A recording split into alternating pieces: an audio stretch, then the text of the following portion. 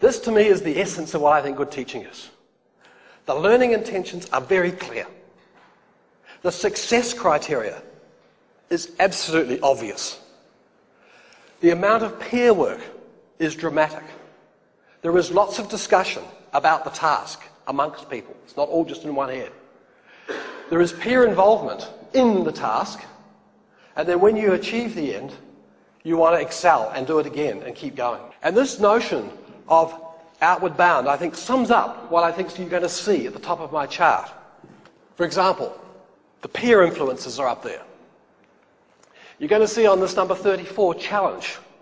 It is an incredibly challenging task for those of you who have never done an abseil in your life. It is an almost dauntingly challenging task, but you'd succeed.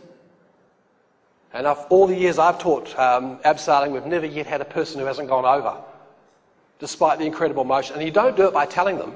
The peers encourage them, and the encouragement is very high. And they see success in those who do it. The worst thing you can do in a school, the worst thing you can say as a parent, is do your best. Because that's easy. There's no challenge in doing your best, because whatever you do is your best. Number 30, worked examples, is a very good example of success criteria in action. Show them what success looks like. The majority of teachers in New Zealand start most lessons with WALT, W-A-L-T. What are we learning today? That alone is not enough. What are we learning today? And this is what it looks like when it's successful. The effects are quite dramatic. Don't make it a mystery. Look, mathematics is a good example. If students are struggling to understand the mathematics notions, for goodness sake, give them the answer, because then they'll concentrate on the process. We have to spend a lot more time helping students understand the strategies and the processes of getting the answer, and not make them think that education and learning and schooling is about getting the right answer. Yes, we want that too, but we have to teach them the strategies, which are going to be very powerful. Socioeconomic status is in there, and it is powerful. But there are 32 things that are more powerful than socioeconomic status, so that should never be an excuse for why kids can't learn. We went out and we measured in minutes what teachers talked about in their tea room, in the lunchtime, and their professional development courses. In elementary school, it's the 3 Ks. It's the curriculum, it's the kids, and in New Zealand it's the kicking footballs. In high school, we add tests.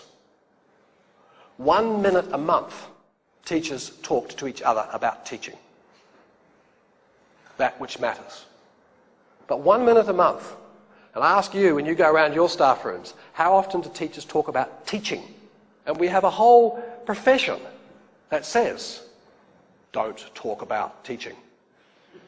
And one of the ways we do it is we say, so, I respect you because you teach different from me. And I absolutely give you every right to do that. And what I'm saying to you is, don't you touch me. When I go into my classroom and close my door, I'm going to teach any way I like. So leave me alone. And that's the thing we've got to change in our profession. We've got to bring the debate about teaching and learning much more to the fore. And the teaching strategies are up there. Look at not labelling students. Take 2 kids of the same ability. Call one learning disabled or dyslexic or whatever the latest jargon is, and compare it to the kid that's not labelled, and you get that dramatic effect. It's another excuse we use why we're not having an effect. University people say to me, well, I'm dyslexic. I say to them, well, what are you doing about it? I can fix that. And many of them are angry that I even can say that, because they have successfully used that label to not learn for many, many years. Yes, it exists. Yes, it's real. But my goodness, those things are fixable. I had a colleague, Graham Nuttall. He spent his lifetime putting microphones on kids in the class every morning of the school year. In the afternoon, he'd go home and he'd analyse them.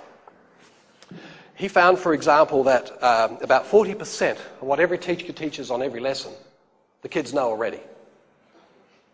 He found out that about 70 to 80% of class time is spent in one activity, pretending to listen. Teachers talk 70 to 80% of the time. As an aside, the work I've done on class size, they actually talk more in smaller classes, but that's another story.